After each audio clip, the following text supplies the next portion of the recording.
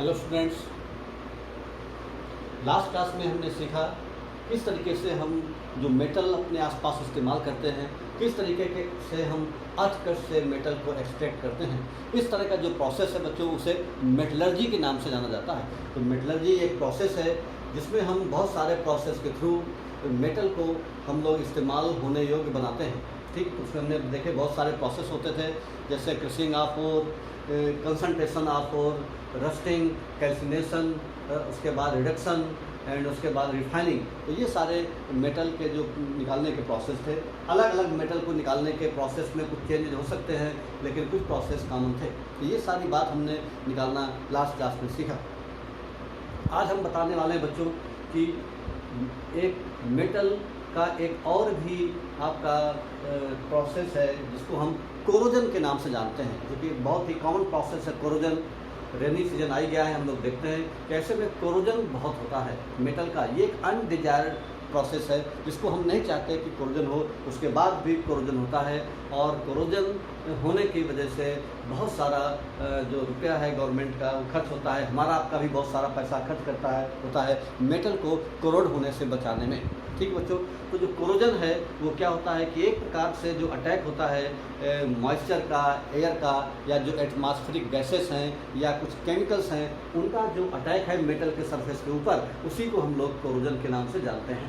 तो कोरोजन एक प्रकार का जो आपके मॉइस्चर है, एयर है, या एटमॉस्फेरिक गैसेस हैं जैसे carbon dioxide, sulphur dioxide, nitrogen dioxide या एसिड यानी जो केमिकल्स वगैरह हैं, तो उनका जो अटैक है मेटल सरफेस के ऊपर, उसी को हम लोग कोरोजन के नाम से जानते हैं। ठीक है, rusting is the iron of also in example of corrosion. जो आयरन में रस्ट का होना, यह भी एक कोरोजन का ही एग्जाम्पल है। लेकिन आयरन में जो कोरोजन होता है उसको एक नया नाम रस्टिंग के नाम से जानते हैं, जबकि और मेटल में जो रस्टिंग होती है उसको रस्टिंग नहीं कहते बल्कि कोरोजन ही कहते हैं। तो अगर जो मेटल्स में कोरोजन होता है, जबकि आयरन में उसी कोरोजन को हम रस्टिंग नाम से जानते हैं। तो आज बच्चों हम जानते हैं कोरोजन के बारे में। कोरोजन को आखिर डिफाइन कैसे कहते हैं। तो हमारा हेडिंग है corrosion.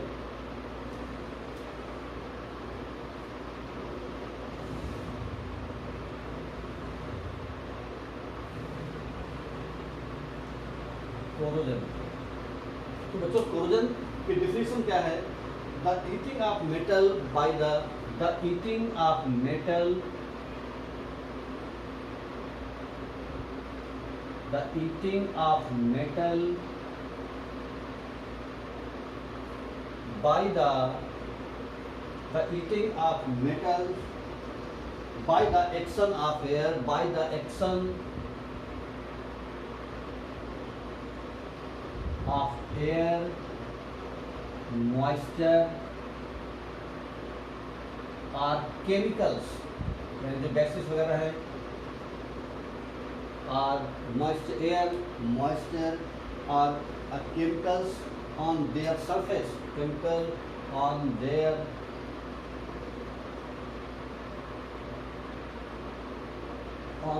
surface is called corrosion, तो बच्चों ये डिफिनेशन है। द ईटिंग ऑफ मेटल यानी मेटल का डिके होना। ठीक है, the eating of metal by the action of air, moisture और chemical on their surface is called corrosion. इसी फिनोमेना को हम लोग कोरोजन कहते हैं। यानी कोरोजन क्या होता है कि जो मेटल के सरफेस के ऊपर इन तरह की चीज़ों का अटैक होना। कौन सी चीज़ों का? जैसे आपका एयर है, मॉइस्चर है, या केमिकल्स। केमिकल्स का मतलब जो एटमॉस्फेरिक गैसेस हैं, जैसे एटमॉस्फेयर प्रेजेंट कार्बन डाइऑक्साइड है, वो मॉइस्चर के साथ मिल करके आपका कार्बोनिक एसिड बनाती है। ऐसे ही सल्फर डाइऑक्साइड गैस मॉइस्चर के साथ मिलकर के आपका सल्फ्यूरस एसिड बनाती है। ऐसे ही नाइट्रोजन डाइऑक्साइड गैस जो एटमॉस्फेयर में प्रेजेंट है, वो मॉइस्चर यानी वाटर के साथ रिएक्शन करने के बाद नाइट्रस एसिड बनाती है, यानी H2O plus NO2 gives HNO2। ये आपका बनता है नाइट्रस एसिड के नाम से जाना जाता है। तो बच्चों कोरोजन का मतलब यही है। कोरोजन का मतलब है कि जो eating up of metals by the action of air, moisture or chemical on their surface is called corrosion। ठीक है, उसके बाद में when an iron object, उसके बाद में रस्टिंग। रस्टिंग क्या होता है? Rusting of iron, rusting of iron. बच्चों हमने बताया कि कोरोजन, आयरन में जब कोरोजन होता है उसी को हम लोग बोलते हैं रस्टिंग ऑफ आयरन। तो जो रस्टिंग होती है आयरन में, रस्टिंग किस वजह से होती है? रस्टिंग जब कोई डैम्प एयर, डैम्प एयर यानी कोई आयरन ऑब्जेक्ट है, आयरन ऑब्जेक्ट अगर है कोई और ये डैम्प एयर, डैम्प एयर का मतलब होता है बच्चों मॉइस्ट एयर,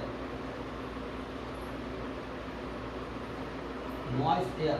तो damp air, when an iron object is contact with damp air then rusting of iron takes place. जब कोई भी आयरन ऑब्जेक्ट डैम्प एयर के कांटेक्ट में आता है या मॉइस्ट एयर के कांटेक्ट में आता है तो वहाँ पर रस्टिंग शुरू होती है। और रस्ट होने के लिए आपका एक प्रकार का जो आयरन ऑब्जेक्ट है उसके सरफेस के ऊपर एक प्रकार की ऑक्साइड बनता है, आयरन का ऑक्साइड बनता है और उसी को हम लोग रस्ट के नाम से जानते हैं, जो कि रेड ब्राउन कलर की होती है। तो रस्टिंग ऑफ आयरन का मतलब है when an iron object is in contact with damp air then rusting takes place. तब रस्टिंग होती है जब कोई आयरन ऑब्जेक्ट डैम्प एयर के कांटेक्ट में आता है। डैम्प एयर का मतलब होता है मॉइस्चर।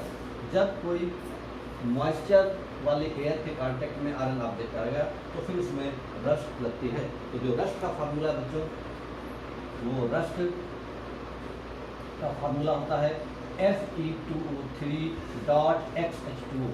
ये X is the variable number, not fix, यानी जो वाटर के मॉलिक्यूल है वो फिक्स नहीं होते, इसी को बोलते हैं हम लोग रस्ट के नाम से जानते हैं। और ये आपकी रेड ब्राउन कलर की होती है, रेड ब्राउन कलर की होती है ये। तो इस तरीके से जो रेड ब्राउन कलर का जो आपका होती है इसको बोलते हैं red brown flaky substance. Red brown flaky substance जो है इसी को हम लोग रस्ट कहते हैं। ये आपके रेड ब्राउन कलर की होती है। तो यही रस्टिंग ऑफ आयरन है। तो रस्टिंग ऑफ आयरन जो है वो कब होगी? रस्टिंग ऑफ आयरन को जो हम डैम्प एयर के कांटेक्ट में लाते हैं तब उसमें एक प्रकार का मेटल सरफेस के ऊपर एक प्रकार की आयरन ऑक्साइड की लेयर बन जाती है, जिसको बोलते हैं हम लोग हाइड्रेटेड फेरिक ऑक्साइड। इसका नाम जो हाइड्रेटेड फेरिक ऑक्साइड, इसका नाम है हाइड्रेटेड, क्योंकि वाटर का मॉलिक्यूल लगा हुआ है। हाइड्रेटेड फेरिक ऑक्साइड को कहते हैं, ferric oxide, hydrated ferric oxide है ये।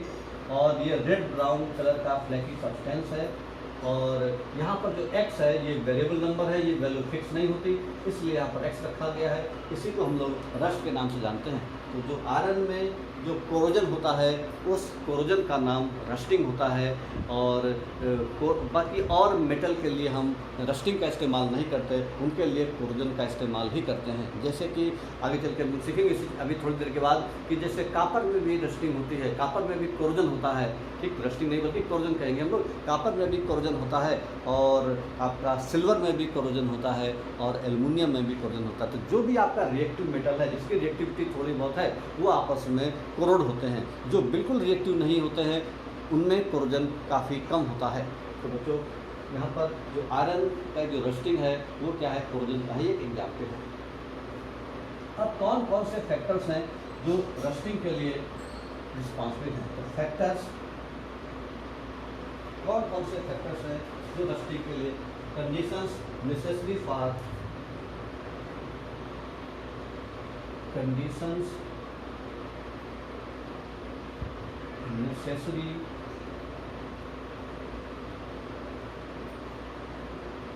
For rusting. कौन कौन सी कंडीशंस हैं जो नेसेसरी है रस्टिंग के लिए? तो कौन कौन सी कंडीशंस हैं जो नेसेसरी रस्टिंग के लिए? पहला है प्रेजेंस ऑफ एयर, पहला है presence of air, presence of air, air का होना जरूरी है। बिना एयर के रस्टिंग नहीं होगी। अगर एयर नहीं है तो रस्टिंग नहीं हो सकती, ये ध्यान रखना है। और दूसरा है आपका presence of water, presence of water यानी मॉइस्चर। ठीक है, इसी को लोग बोलते हैं मॉइस्चर। और जो एयर है यानी ऑक्सीजन, तो इस तरीके से हम क्या देखते हैं कि ये दो चीज़ का होना जरूरी है, प्रेजेंस ऑफ एयर और प्रेजेंस ऑफ वाटर। खाली ऑक्सीजन, अगर केवल ऑक्सीजन है तो भी रस्टिंग नहीं लगेगी, और केवल अगर मॉइस्चर है, अगर उसके अंदर ऑक्सीजन नहीं है तो भी रस्टिंग नहीं होगी। तो यहाँ पर हम देखते हैं कि रस्टिंग के लिए दोनों चीज़ों का होना जरूरी है। अगर ये दोनों चीज़ों में से कोई एक नहीं होगी तो रस्टिंग नहीं होगी। रस्टिंग होने के लिए दोनों चीज़ों का साथ साथ होना जरूरी है, एक ही साथ होना जरूरी है। अगर ये दोनों चीज़ें एक ही साथ होंगी तभी रस्ट लगेगी, और अगर दोनों चीज़ों में से कोई एक चीज़ रहेगी तो रस्ट नहीं लगेगी। ठीक है बच्चों, तो यहाँ पर हम देखते हैं दो चीज़ें हैं, एयर और वाटर। जो ऑर्डिनरी वाटर होता है उसमें भी दोनों चीज़ें होती हैं। ऑर्डिनरी वाटर, जो ऑर्डिनरी वाटर है बच्चों, उसमें दोनों चीज़ें होती हैं। कौन सी दोनों चीज़ें होती हैं? मॉइस्चर यानी वाटर भी होता है, मॉइस्चर, और प्लस ऑक्सीजन भी रहती है। ऑक्सीजन, डिजॉल्व ऑक्सीजन, घुली हुई रहती है ऑक्सीजन, डिजॉल्व ऑक्सीजन यानी ऑक्सीजन रहती है। जो हम सिंपल पानी पीते हैं इसका मतलब हमारा उसके अंदर कुछ ऑक्सीजन भी जा रहा है। ऐसे पानी में रहने वाले जीव जंतु वो जो है ऑक्सीजन की सप्लाई पानी के थ्रू करते हैं, क्योंकि पानी में भी ऑक्सीजन घुली हुई रहती है, घुली हुई डिजॉल्व फॉर्म में रहती है ऑक्सीजन। तो बच्चों ऑर्डिनरी वाटर में भी दोनों चीज़ें होती हैं। इसका मतलब ये हुआ कि अगर हम किसी आयरन ऑब्जेक्ट को, अगर हम मॉइस्चर और ऑक्सीजन यानी खाली ऑर्डिनरी वाटर में भी डाल दें तो देखेंगे एक कंसिडरेबल टाइम के बाद भी उसमें रस्ट लगना शुरू हो जाती है। कंसिडरेबल टाइम का मतलब ये है कि एक टाइम लगता है, कुछ टाइम के बाद ही रस्ट लगती है। अगर टाइम बिल्कुल नहीं लगाएंगे तो फिर रस्ट नहीं लगेगी, भले चाहे पानी में हम डिप कर दें। जैसे आपका एक प्योर आयरन है, उसको हमने लिया और उसके बाद में उसको हमने ऑर्डिनरी वाटर में डिप कर दिया। ऑर्डिनरी वाटर में डिप करने के बाद तुरंत निकाल करके देखें तो क्या उसमें रस्ट लगेगी? नहीं लगेगी, क्योंकि यहाँ पर हालांकि दोनों चीज़ें प्रेजेंट हैं, जो भी कंडीशंस हैं, लेकिन एक कंसिडरेबल टाइम भी होना चाहिए। एक सर्टेन टाइम के बाद ही उसमें रस्ट लगती है। इन दोनों के साथ साथ एक कंसिडरेबल टाइम भी होना चाहिए, और उसी के बाद 1 हफ्ता 2 हफ्ता इस तरीके से आपका तब रस्ट लगना शुरू होती है। हम तुरंत अगर किसी आयरन ऑब्जेक्ट को पानी में डालें और तुरंत या मॉइस्ट डैम्प एयर या मॉइस्ट एयर के कॉन्टैक्ट में लाएं और 5 मिनट के बाद देखें कि रस्टिंग प्रोसेस शुरू हुआ क्या, तो देखेंगे कि रस्टिंग प्रोसेस शुरू नहीं होता तब तक।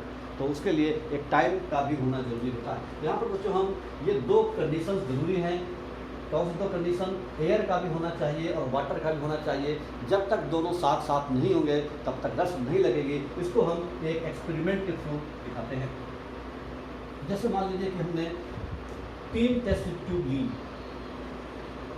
एक टेस्ट ट्यूब लिया बच्चों हमने इधर, दूसरा टेस्ट ट्यूब लिया और एक तीसरा टेस्ट ट्यूब लिया। 3 टेस्ट ट्यूब ली और इन तीनों में हमने एक आयरन नेल डाल दी। एक आयरन नेल डाल दी हमने इसमें से,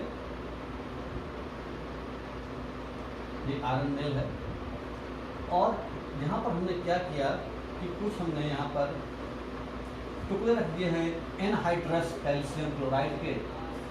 anhydrous calcium chloride, calcium chloride. ये बच्चों एनहाइड्रस कैल्शियम क्लोराइड क्या करेंगे? These anhydrous calcium chloride absorb moisture from air. अगर मान लीजिए इस टेस्ट ट्यूब के अंदर से जो मॉइस्ट एयर आएगी, उस मॉइस्ट एयर में से जितना भी आपका मॉइस्चर है वो एब्जॉर्ब कर लेंगे। कौन? कैल्शियम क्लोराइड के जो टुकड़े हैं ये उन मॉइस्चर को एब्जॉर्ब कर लेंगे। तो यहाँ पर इसके अंदर जो आपकी एयर रहेगी, यहाँ पर हमने काट लगा दिया है, टाइट काट। तो यहाँ पर जो एयर हो जाएगी वो ड्राई एयर होगी। ड्राई एयर इसलिए क्योंकि यहाँ पर जो मॉइस्ट एयर था लेकिन उस मॉइस्चर को एब्जॉर्ब कर लिया कैल्शियम क्लोराइड ने। ठीक है, तो इस तरीके से हम क्या देखते हैं, यहाँ पर पूरा यानी गैस भरी हुई है और लेकिन वो गैस कैसी है? ड्राई है। ये इस टेस्ट ट्यूब को हमने 1 हफ्ते के लिए रख दिया, फॉर अ वीक। उसके बाद ऐसा ही हमने दूसरा टेस्ट ट्यूब लिया। उस दूसरे टेस्ट ट्यूब में हमने क्या किया कि आयरन की नेल डाली, फिर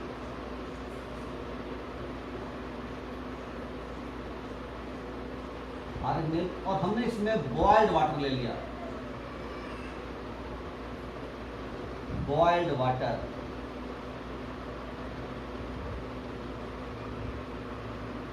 बॉइल्ड वाटर ले लिया। बॉयल्ड वाटर लेने का मतलब ये है कि उस वाटर के अंदर, जैसा कि हमने पीछे लिखा था, ऑर्डिनरी वाटर में डिजॉल्व ऑक्सीजन भी प्रेजेंट रहती है, इसलिए हम जब वाटर को बॉयल करेंगे तो जो डिजॉल्व ऑक्सीजन है वो रिमूव हो जाएगी। उबालने पर आप देखते हैं जो ऑक्सीजन गैस वो रिमूव हो जाती है। जैसे हम कभी देखते हैं कि जब हम सिंपल पानी पीते हैं तो उसमें पानी को पीने में हमें कुछ टेस्ट लगता है, लेकिन अगर उसी पानी को बॉयल करके पिए तो वो टेस्टलेस लगता है, क्योंकि उसके अंदर जो ऑक्सीजन है और जो सॉल्ट वगैरह है वो दूर हो जाते हैं। तो इस तरीके से जो बॉयल वाटर है उसमें ऑक्सीजन नहीं रहती। और यहाँ पर हमने क्या किया, एक ऑयल की लेयर डाल दी, लेयर ऑफ ऑयल, एक ऑयल की लेयर डाली। ये क्या करेगी, जो फर्दर ऑक्सीजन है, जो हमारी डैम्प एयर है, उसको आने से रोकेगा। और यहाँ पर हमने क्या किया, एक टाइट कार्क लगा दिया। और ये दूसरी टेस्ट ट्यूब है, इसको भी हमने 1 हफ्ते के लिए रख दिया। तीसरा एक्सपेरिमेंट में फिर हमने एक आयरन नेल लिया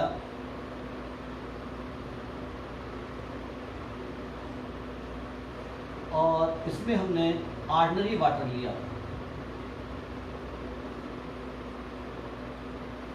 ऑर्डिनरी वाटर, और इसका कुछ पोर्शन खुला रहने दिया, जिससे कि अंदर आपका डैम्प एयर आ गई है, डैम्प एयर। उसके बाद फिर उसको हमने यहाँ पर हमने कार्क लगा दिया और इसको भी हमने 1 हफ्ते के लिए रख दिया। तो 3 एक्सपेरिमेंट हमने किए।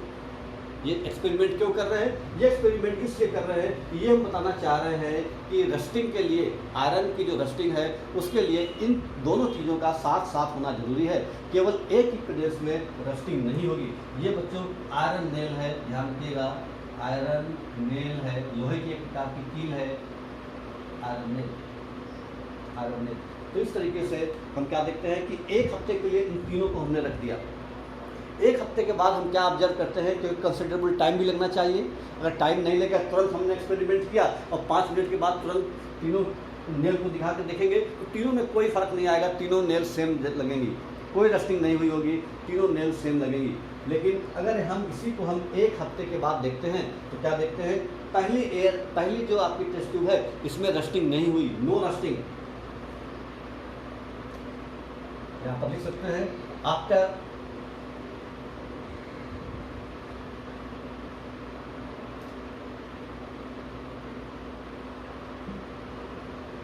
after a week,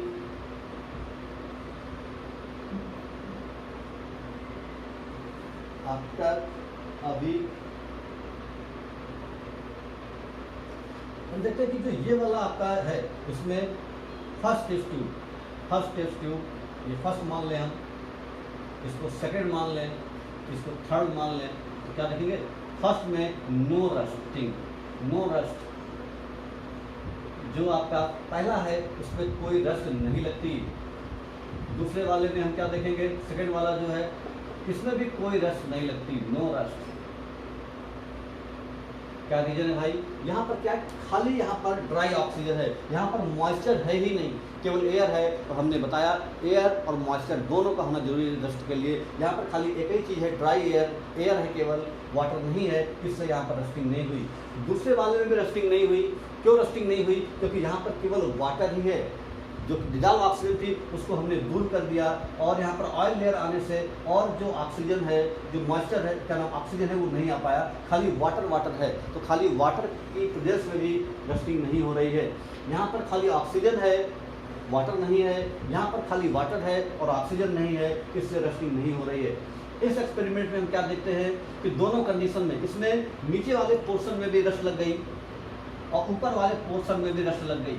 इसका रीजन क्या है कि जो ऑर्डिनरी वाटर है, ऑर्डिनरी वाटर में बच्चों आपका वाटर तो रहता ही है, साथ में उसमें डिजॉल्व ऑक्सीजन भी रहती है, यानी दोनों चीज़ें मिल गई उसको ऑर्डिनरी वाटर से।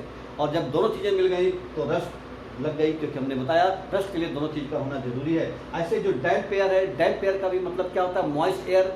मॉइस्ट एयर का मतलब ऑक्सीजन भी है और मॉइस्चर भी है, इसकी वजह से ऊपर वाले पोर्शन में भी रस्ट लग गई। इस तरह से क्या देखते हैं कि जो थर्ड एक्सपेरिमेंट था, थर्ड टेस्ट ट्यूब थी, इसमें रस्टिंग टेक्स प्लेस, इसमें रस्ट लग जाती है, रस्टिंग टेक्स प्लेस।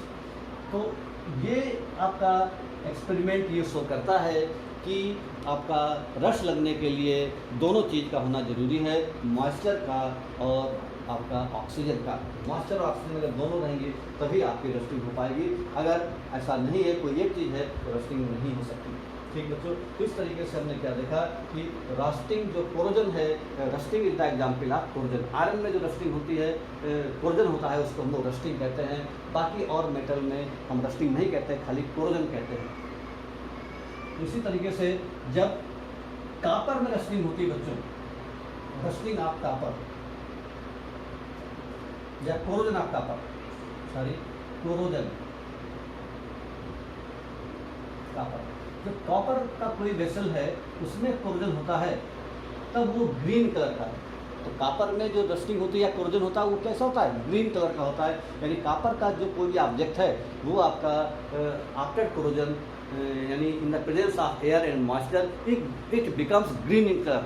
जैसे आयरन में जब कोरोजन होता था तब जो रस्ट लगती थी उसका कलर होता था रेड ब्राउन, और उसका फार्मूला होता था Fe2O3.X2O।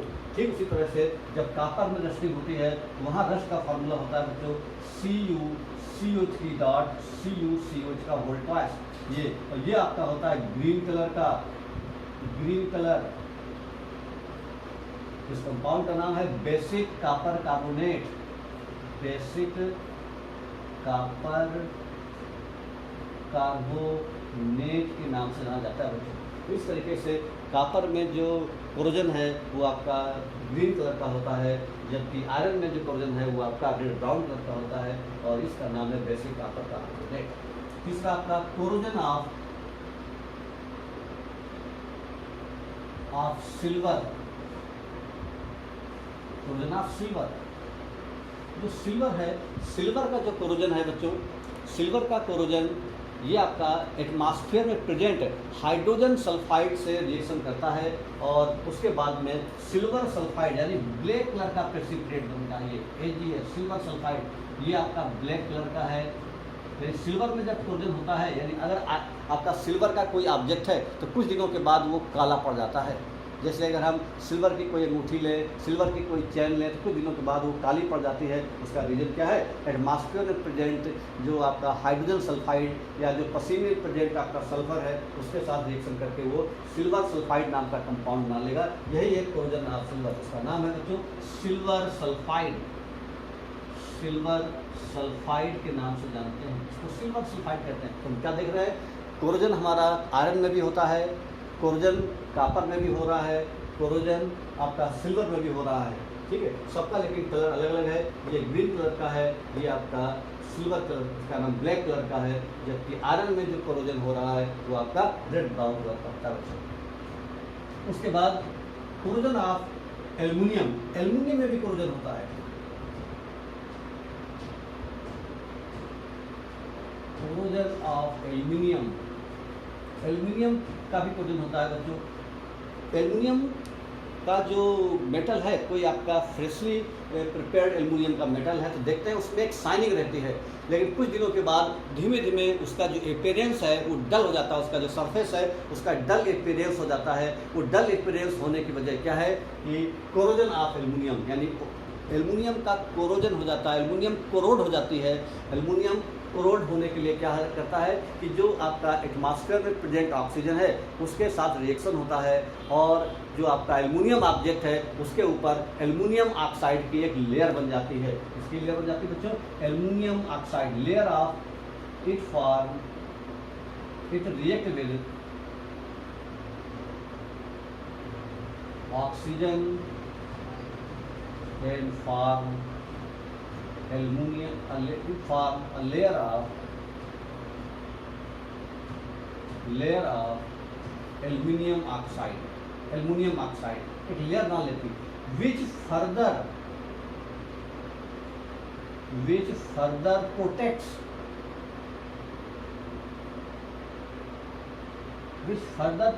corrosion।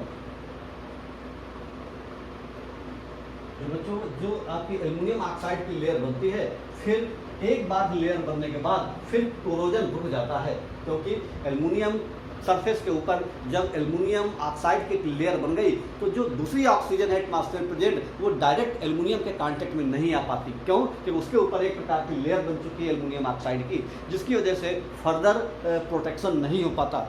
यही वजह है कि जो एल्युमिनियम मेटल है उसका कोरोजन बहुत ही कम होता है, यानी हाईली रेजिस्टेंट कोरोजिव मेटल है जिसका कोरोजन बहुत ही कम होता है, वो है एल्युमिनियम।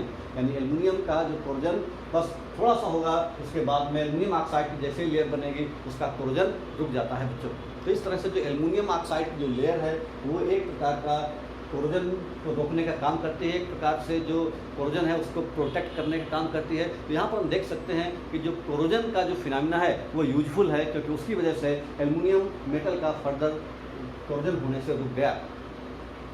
इस तरीके से अगर हम ये जो एल्युमिनियम ऑब्जेक्ट हैं, जैसे कि घर में इस्तेमाल होने वाला प्रेशर कुकर या और भी अटेंसिल्स हैं, उनका इस्तेमाल होने के लिए हम लोग क्या करते हैं कि एक प्रकार की और थिक लेयर चढ़ा देते हैं उन बर्तन के ऊपर। इस प्रोसेस को बच्चों बोलते हैं हम लोग एनोडाइजिंग। एनोडाइजिंग क्या होता है बच्चों?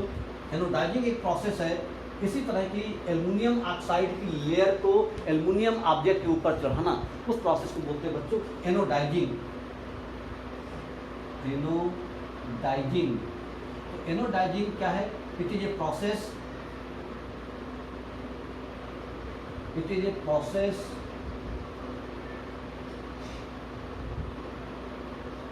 To make a thick and uniform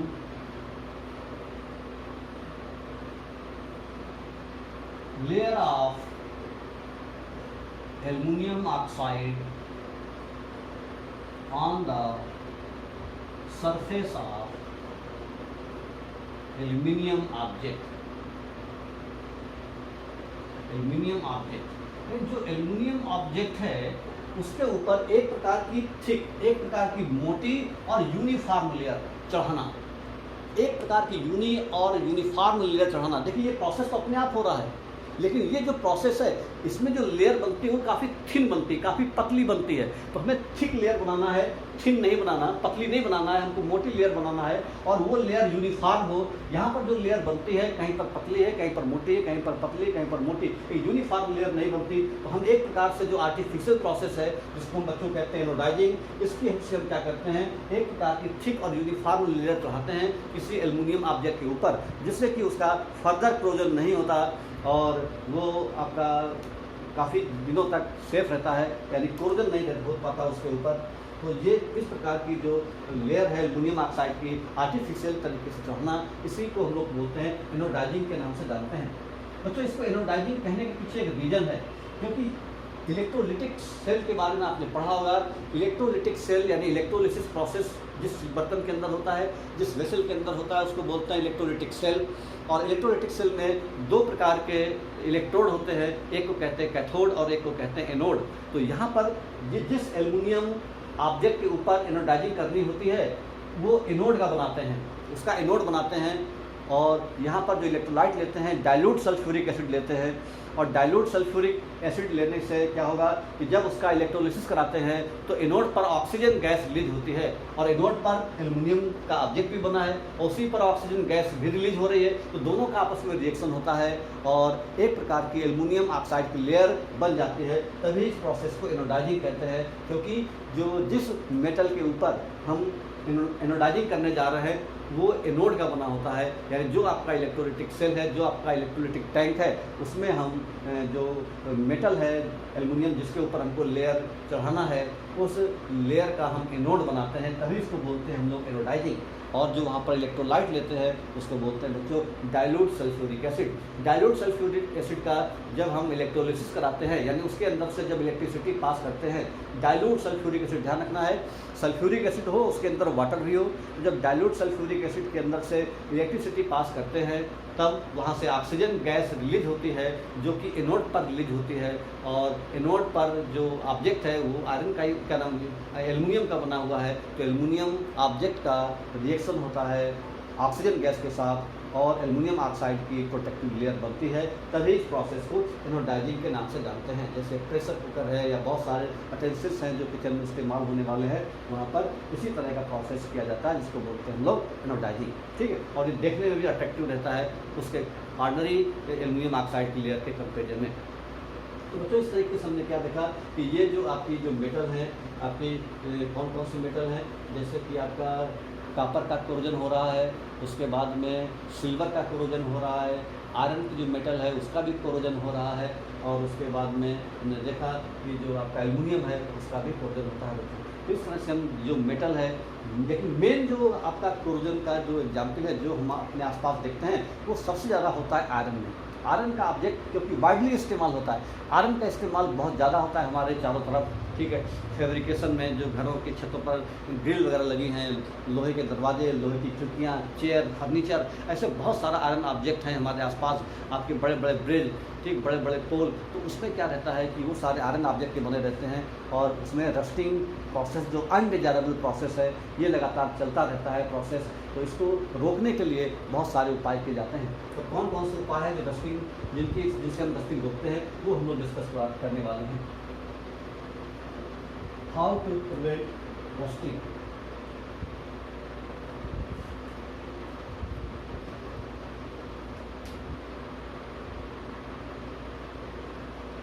how to prevent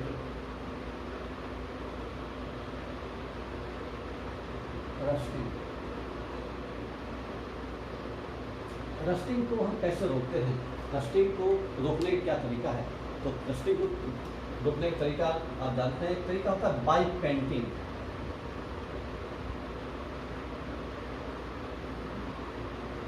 by painting हम क्या करते हैं भाई कि रस्ट को अगर रोकना है तो हम क्या करते हैं, टाइम टू टाइम हम लोग उसके ऊपर पेंट करते रहते हैं। तमाम तरह के पेंट मार्केट में बिकते हैं, हम क्या करते हैं उनको पेंट करते रहते हैं। तो पेंट क्या करता है कि जो आयरन ऑब्जेक्ट है और एटमॉस्फेयर में प्रेजेंट जो डैम्प एयर है उन दोनों कांटेक्ट में नहीं आता, बीच में पेंट की लेयर बन जाती है जो डायरेक्ट उस आयरन ऑब्जेक्ट के कांटेक्ट में डैम्प एयर नहीं आ पाती और रस्टिंग नहीं हो पाती। तो रस्टिंग को रोकने का एक तरीका है, बहुत ही कॉमन तरीका है, वो क्या है, बाई पेंटिंग है। पेंट करके भी हम लोग रस्टिंग को रोक सकते हैं।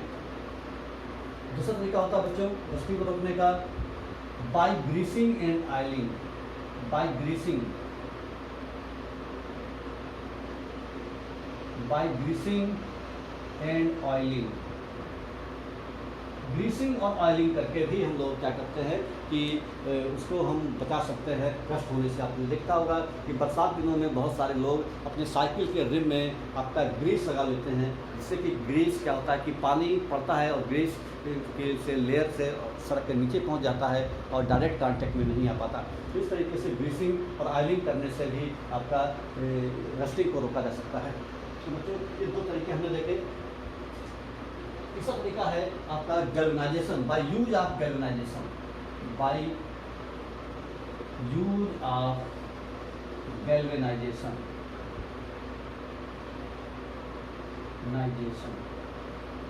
Use of galvanisation. गैल्वेनाइजेशन का मतलब होता है बच्चों जिंक की लेयर चढ़ा देना। जब किसी आयरन ऑब्जेक्ट के ऊपर हम जिंक मेटल की लेयर को चढ़ा देते हैं तो उसकी वजह से भी रस्टिंग रुक जाती है, क्योंकि जिंक मेटल आयरन के कंपेरिजन में ज़्यादा रिएक्टिव है और वो क्या होगा, आयरन के कांटेक्ट में आने से पहले वो खुद उसके कांटेक्ट में आ जाती है ऑक्सीजन के या एयर के, तो आयरन को फर्दर रिएक्ट करने से बचाती है। तो यहाँ पर हम लोग बाय यूज ऑफ गैल्वेनाइजेशन, तो गैल्वेनाइजेशन किसके से करते हैं, जिंक मेटल के थ्रू। ठीक, by zinc metal, zinc metal के थ्रू आपका गैल्वेनाइजेशन होता है।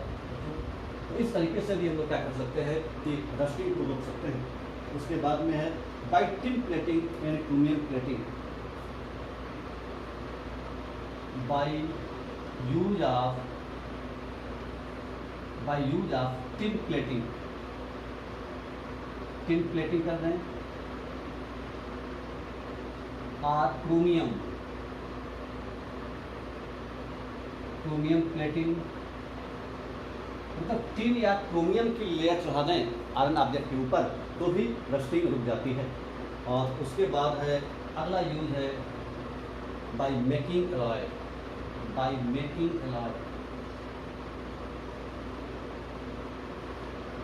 बाय मेकिंग एलॉय, यानी एलॉय को हम लोग एलॉय को बना करके भी हम दूर सकते हैं। एलॉय का मतलब है जब आपका जैसे स्टेनलेस स्टील में रस्टिंग नहीं होती, क्योंकि स्टेनलेस स्टील क्या है बच्चों, एलॉय है। एलॉय के बारे में अभी हम पढ़ेंगे, एलॉय क्या होता है उसके बारे में पूरा डिफाइन करके बताएंगे क्या क्या होता है एलॉय। तो ये जो तरीके होते हैं, इन तरीके से हम किसी आयरन ऑब्जेक्ट के ऊपर जो रस्टिंग हो रही है, जो अनवांटेड है, जो अनडिजायरेबल है, उसको हम रोक सकते हैं और रोकते हैं। ठीक है, तो इस तरीके से ये तरीके हैं by painting, by using and oiling, by use of galvanization, by use of tin plating and chromium plating।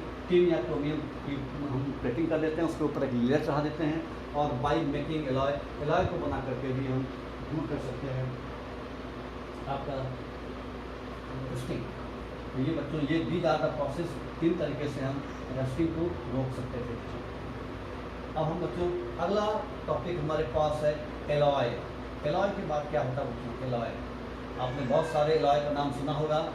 Alloy आपका जैसे एलॉय के नाम है स्टेनलेस स्टील है, एलॉय का नाम है ब्रास का नाम सुना होगा आपने, ब्रॉन्ज का भी नाम सुना होगा, सोल्डर या अमलगम, ये सारे एलॉय ही होते हैं। तो एलॉय का मतलब क्या होता है, एलॉय जो है it is the homogeneous mixture of 2 or more than 2 metal, यानी 2 या 2 से ज़्यादा मेटल को आपस में उनका होमोजीनियस मिक्सचर होना चाहिए, और इस होमोजेनियस मिक्सचर को ही हम लोग एलॉय कहते हैं। ठीक है, अगर हम मेटल और नॉन मेटल लें तो नॉन मेटल अगर स्मॉल अमाउंट का जैसे कार्बन वगैरह मिलाते हैं तो भी हमारा एलॉय बन जाता है। तो यानी मेनली एलॉय क्या है, 2 or more than 2 मेटल और a little amount of non metal.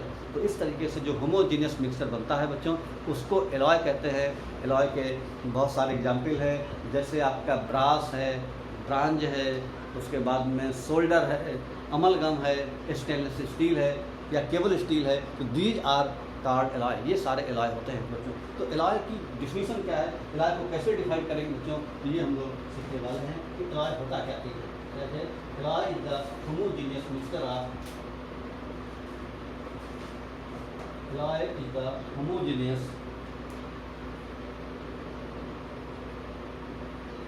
Alloy is the homogeneous, alloy is the homogeneous mixture of, alloy is the homogeneous mixture of 2 or more than, alloy is the homogeneous mixture of 2 or more than 2 metals or a small amount of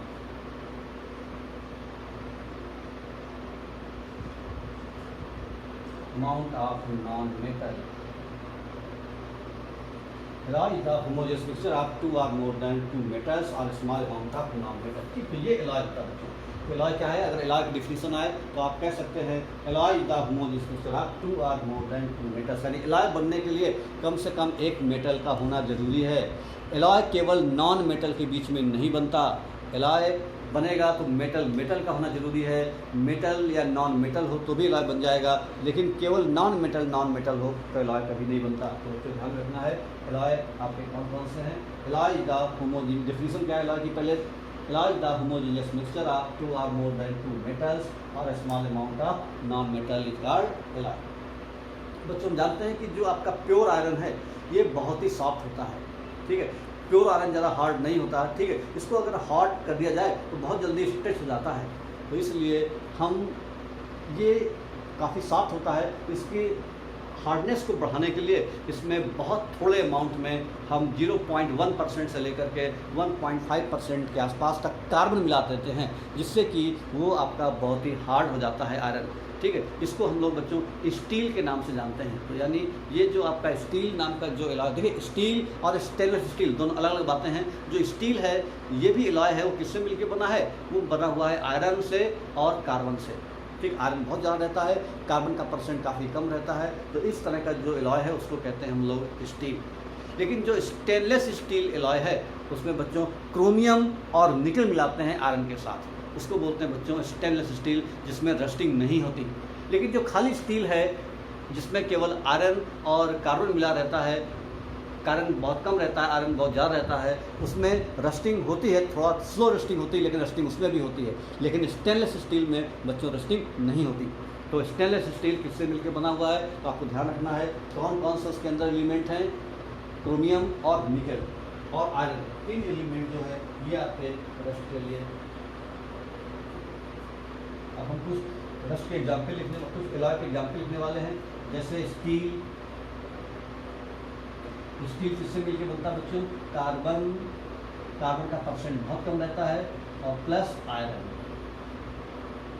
carbon percent रहता है 0.1% से लेकर के 1.5% के आसपास तक carbon रहता है। ये आपका स्टील है। दूसरा स्टेनलेस स्टील,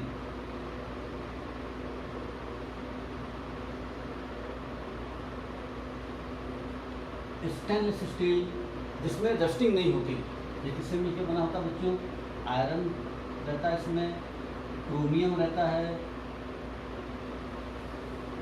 और निकल रहता है। ये आपका स्टेनलेस स्टील होता है। तो ये भी एलॉय है और ये भी एलॉय है। और तीसरा एक एलॉय और है जिसका नाम बच्चों ब्रास।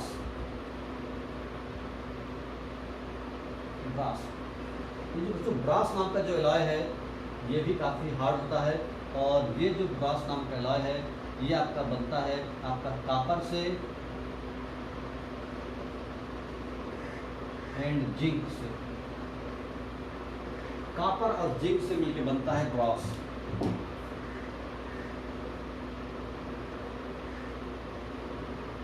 ऐसे बच्चे और भी एलॉय है जिसको बोलते हैं ब्रॉन्ज।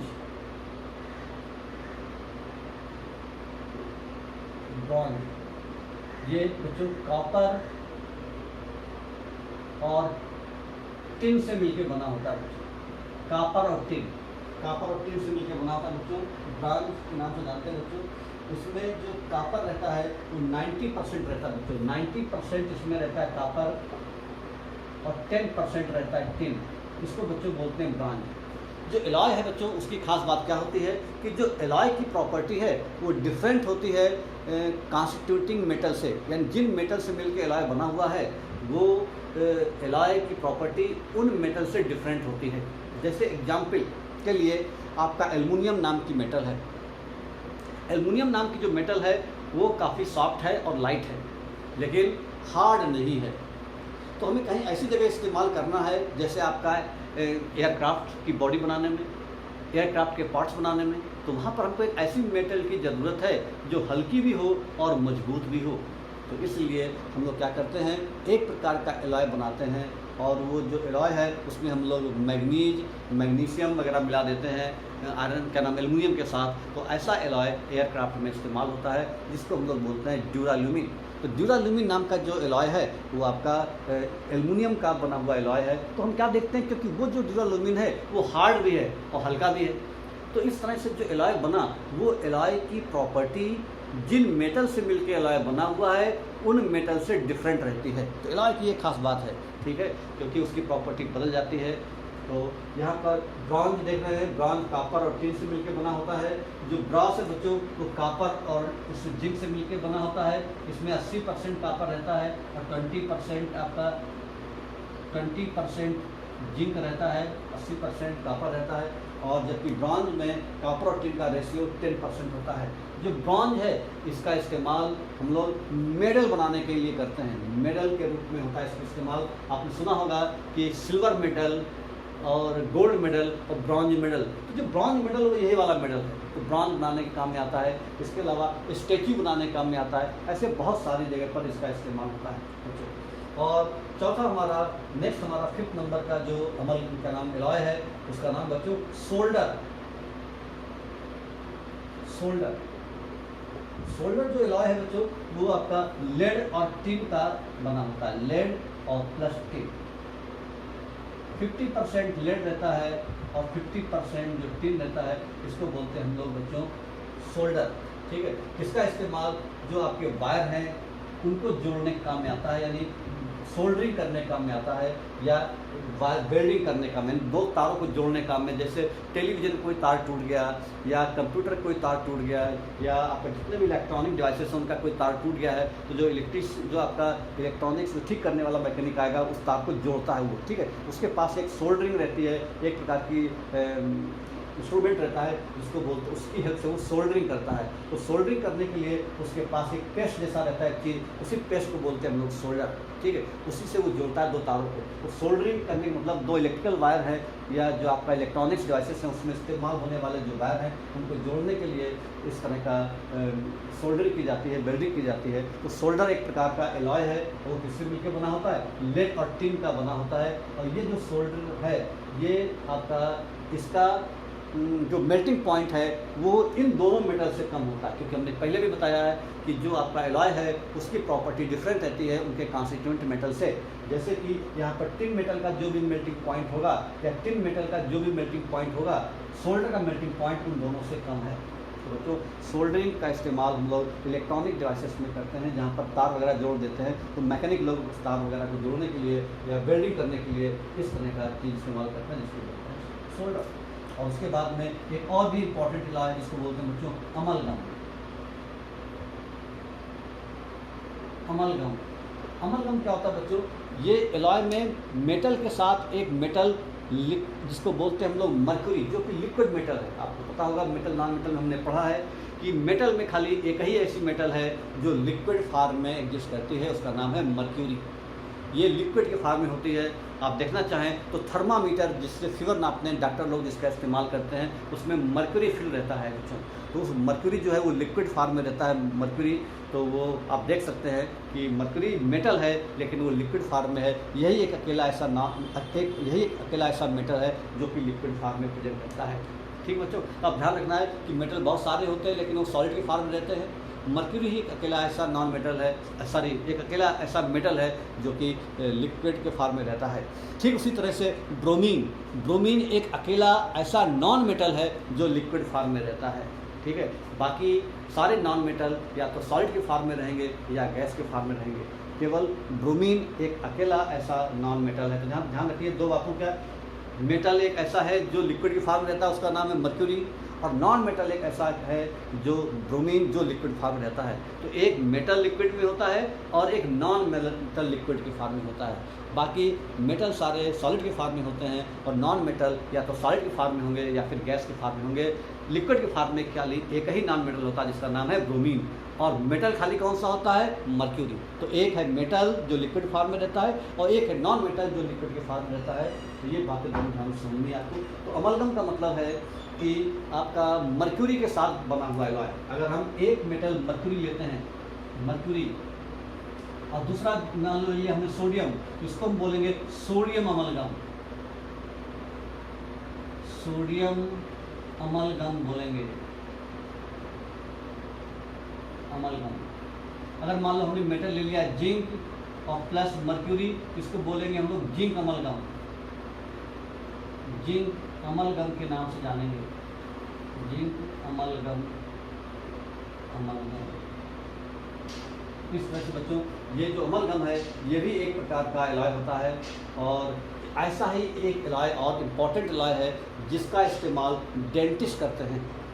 डेंटिस्ट क्या करते हैं बच्चों, जो दांतों में केविटी हो जाती है, दांतों में जो छेद हो जाता है, केविटी होती है, उस केविटी को फिलिंग करने के लिए एक प्रकार का फिलर यूज करते हैं डेंटिस्ट लोग। वो जो फिलर है वो भी एक प्रकार का अमलगम ही होता है बच्चों। तो उसमें कौन कौन सी मेटल इस्तेमाल की जाती हैं, क्योंकि वो अमलगम है तो एक मेटल तो बच्चों मर्क्यूरी होगी ही होगी।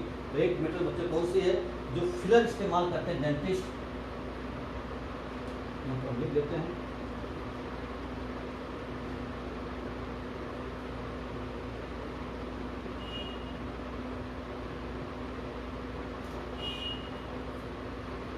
Dentist use a filler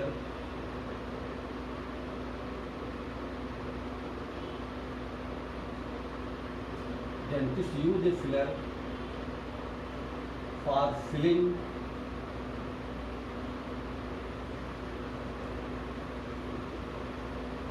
cavity of teeth is also an alloy। वो भी एक प्रकार का एलॉय होता है। उस एलॉय में जो इस्तेमाल होता है वो क्या होता है बच्चों, मर्क्यूरी होता है। हमने बोला एलॉय का मतलब क्या है, 2 or more than 2 मेटल। जरूरी नहीं 2 ही मेटल हो, अभी तक हमने 2 ही मेटल लिए लेकिन 2 से ज़्यादा भी हो सकते हैं। तो यहाँ पर हमारी कौन सी मेटल इस्तेमाल हो रही है? मर्क्यूरी इस्तेमाल हो रहा है, सिल्वर इस्तेमाल हो रहा है, टिन इस्तेमाल हो रहा है और जिंक इस्तेमाल हो रहा है बच्चों। तो ये जिंक, तो ये 4 मेटल इस्तेमाल हो रही हैं और इसका जो एलॉय है वही डेंटिस्ट लोग आपका दांतों में जो कैविटी है उसको फिल करने के लिए फिलर का जो इस्तेमाल करते हैं, वो यही एक प्रकार का अमलगम होता है बच्चों। तो क्वेश्चन पूछा जा सकता है आपसे कि बताइए कि जो डॉक्टर लोग आपका जो कैविटी में फिल करने के लिए जो फिलर इस्तेमाल करते हैं वो कौन सा एलॉय है, उसमें कौन कौन सी मेटल होती हैं? तो आपको बताना है मर्क्यूरी होती है पहली मेटल, क्योंकि एलॉय है, अमलगम है, तो अमलगम वाले एलॉय को हम लोग मर्क्यूरी जरूर होना चाहिए। तो मर्क्यूरी के साथ क्या रहता है? सिल्वर रहता है, टिन रहता है और जिंक रहता है। ये 4 मेटल से मिलकर के बच्चों एलॉय आपका होता है। उसके बाद बच्चों alloy of gold,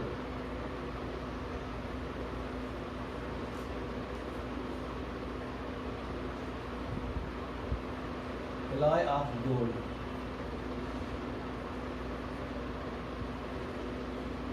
alloy of gold बच्चों जो प्योर गोल्ड है,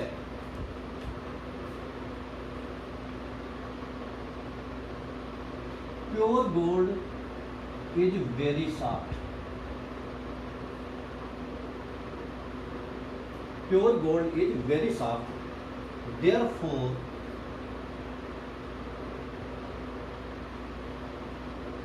it is not fit, therefore it is not fit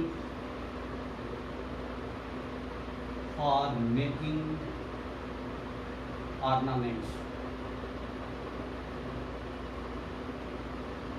बच्चों जो प्योर गोल्ड है वो बहुत ही सॉफ्ट होता है। बहुत सॉफ्ट होने का मतलब ये है कि जो हम ऑर्नामेंट बनाएंगे, जो हम हाथ की अंगूठी बनाएंगे या जंजीर बनाएंगे, वो बहुत जल्दी मुड़ जाएगी, टेढ़ी मेढ़ी हो जाएगी।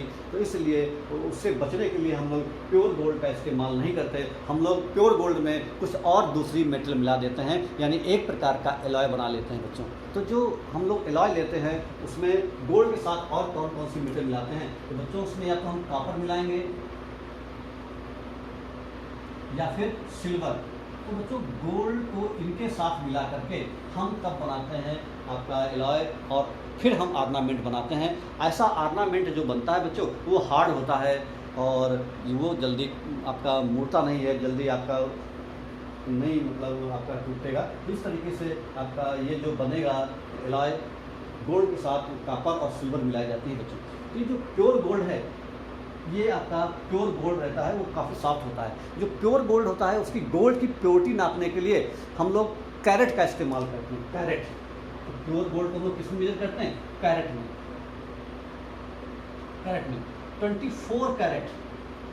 24 कैरेट गोल्ड जो है वो प्योर गोल्ड माना जाता है। यानी 100% जो प्योरिटी का जो गोल्ड है, जो आपके गोल्ड बिस्किट्स आते हैं वो आपके 24 कैरेट के होते हैं। यानी प्योर गोल्ड जो है वो आपका 24 कैरेट का होता है। लेकिन जो ऑर्नामेंट्स बनाए जाते हैं बच्चों, वो ऑर्नामेंट्स जो है वो 24 कैरेट के नहीं बनाए जाते। अपने इंडिया में जो आपके ऑर्नामेंट्स बनाए जाते हैं बच्चों 22 कैरेट गोल्ड के बनाए जाते हैं। 22 कैरेट गोल्ड के ऑर्नामेंट बनाए जाते हैं अपने इंडिया में। 22 कैरेट गोल्ड का मतलब है कि 22 पार्ट आपका गोल्ड और 2 पार्ट कॉपर या सिल्वर का इस्तेमाल करके ऑर्नामेंट बनाए जाते हैं। तो ऐसा इसलिए करते हैं बच्चों क्योंकि जो प्योर गोल्ड काफ़ी सॉफ्ट होता है, उस सॉफ्टनेस को दूर करने के लिए, हार्डनेस को बढ़ाने के लिए उसमें हम सिल्वर या कॉपर मिलाते हैं। यानी हम कह सकते हैं कि आपका जो 24 कैरेट गोल्ड है उसके ऑर्नामेंट नहीं बनते, बल्कि 22 कैरेट गोल्ड के ऑर्नामेंट इंडिया में बनाए जाते हैं, जिसमें 22 पार्ट आपका गोल्ड रहता है, बाकी 2 पार्ट में कॉपर या सिल्वर मिलाई जाती है। इस तरह से ये आपका गोल्ड का जो एलॉय है वो ऑर्नामेंट के रूप में इस्तेमाल होता है।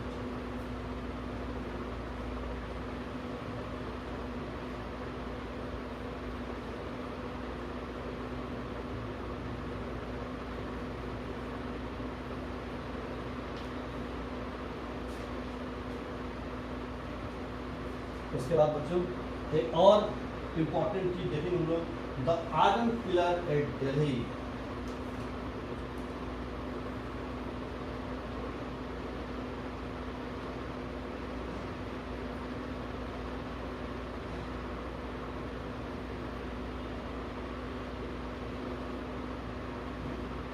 The iron pillar at Delhi, the iron pillar at Delhi. तो बच्चों दिल्ली के पास मेहरौली में एक प्रकार का आयरन पिलर बना हुआ है। जो बच्चे गए हों तो वो उन्होंने देखा होगा, जो बच्चे नहीं गए हैं वो देख सकते हैं नेट पर या और लोगों से पूछ करके जानकारी करके जान सकते हैं कि दिल्ली में एक महरौली जगह, दिल्ली के पास, वहाँ पर आपका एक आयरन पिलर बना हुआ है जो करीब 2000 साल पहले बना था। 2000 साल लगभग उसको बने हुए हो गए हैं और आज भी वो पिलर बिल्कुल खुले में खड़ा हुआ है। खुले में खड़ा होने का मतलब वहाँ पर मॉइस्ट डैम्प एयर भी आ रही है, पानी बरसात में भी खड़ा हुआ है, उसके ऊपर कोई शेडिंग नहीं है, उसके बाद भी उसमें आज तक जंग नहीं लगी। तो बच्चों, ये आपका जो एंशियंट हमारे जो इंडियंस थे तो उनका मेटलर्जी का बहुत ही अच्छा एग्जाम्पल है आपका ये आयरन पिलर। तो बच्चों, ये जो आयरन पिलर जो बना है ये करीबन आयरन पिलर ये एक प्रकार का वंडर है, हम इसको वंडर कह सकते हैं। यानी जो हमारे जो इंडियन साइंटिस्ट थे पुराने ज़माने के, उनकी इतनी अच्छी टेक्नोलॉजी थी, उनका इतना अच्छा मेटल के बारे में नॉलेज थी कि उन्होंने ऐसा पिलर बना करके तैयार किया कि आज तक उसमें जंग नहीं लगी, जबकि उसको हुए 2000 साल हो चुके हैं। ये पिलर बच्चों 8 मीटर करीबन लंबा है, इसकी हाइट 8 मीटर हाइट का है लगभग, एंड इसका जो वजन है ये करीबन 8000 किलोग्राम इसका वेट है। इतना मीटर और इतना वजन का जो आपका पिलर है आयरन पिलर, उसमें आज तक रस्टिंग नहीं हुई। तो ये रस्टिंग ना होने की वजह से ये ऑब्जर्व किया गया कि आखिर रस्टिंग उसमें क्यों नहीं हुई। बनाया तो उस समय था तो वो तो अब लोग रहे नहीं, तो बाद के साइंटिस्ट ने उसको ऑब्जर्व किया कि आखिर इसमें रस्टिंग क्यों नहीं हो रही है, इतने सालों से खड़ा हुआ है, उसके बाद उसमें रस्टिंग नहीं हो रही है। तो ये पाया गया कि जब उन्होंने उसको फिनिशिंग टच दिया पिलर को, बहुत प्रकार के जो सॉल्ट हैं उनका लेप तैयार किया और उस लेप से उसका जो पेस्ट बनाया उन्होंने उसको फिनिशिंग देते समय, तो उससे क्या हुआ, उसके रिजल्ट के थ्रू एक प्रकार की मैग्नेटिक ऑक्साइड की लेयर बन गई, यानी Fe3O4 इस प्रकार की जो लेयर बन गई, जिसकी वजह से क्या हो रहा है कि वो जो आयरन का पिलर है उसमें आज तक रस्ट नहीं लग पाई है। तो बच्चों, ये बहुत ही अच्छा एग्जाम्पल है। हमारे जो एंशियंट इंडियन जो मेटलर्जी के काम करने वाले थे, उन्होंने एक बहुत अच्छा एग्जाम्पल दिया आयरन पिलर का। तो इसको हम लोग पढ़ सकते हैं, इसके बारे में जानकारी कर सकते हैं, या कभी जाए तो उसको हम देख सकते हैं इस पिलर को। तो बच्चों, मेटल और नॉन मेटल चैप्टर जो था वो आज ख़त्म हुआ। मेटल और नॉन चैप्टर में इतनी बात है, और अगले लेक्चर में हम लोग शुरू करेंगे नया चैप्टर हम लोग का, और उसका नाम है बच्चों आपका कार्बन एंड इट्स कंपाउंड, जो कि बहुत इंपॉर्टेंट चैप्टर है और आगे चल करके इसका इस्तेमाल 11th-12th में भी बहुत ज़्यादा है। आप एक केमिस्ट्री की एक नई ब्रांच के बारे में पढ़ेंगे 11th क्लास में, जिसको बोलते हैं ऑर्गेनिक केमिस्ट्री। तो इस प्रकार की जो ऑर्गेनिक केमिस्ट्री की जो शुरुआत हो रही है वो आपका इसी चैप्टर से, carbon and it's organic compound के चैप्टर के नाम शुरू हो रही है। यानी बिल्कुल बेसिक बातें आपको बताई गई हैं इस चैप्टर में, और यहीं से हल्का सा, बहुत हल्का सा, यानी आपका ऑर्गेनिक केमिस्ट्री की शुरुआत हो जाती है। तो बच्चों, फिर नेक्स्ट लेक्चर में हम लोग पढ़ेंगे carbon and its compound chapter में। Thank you.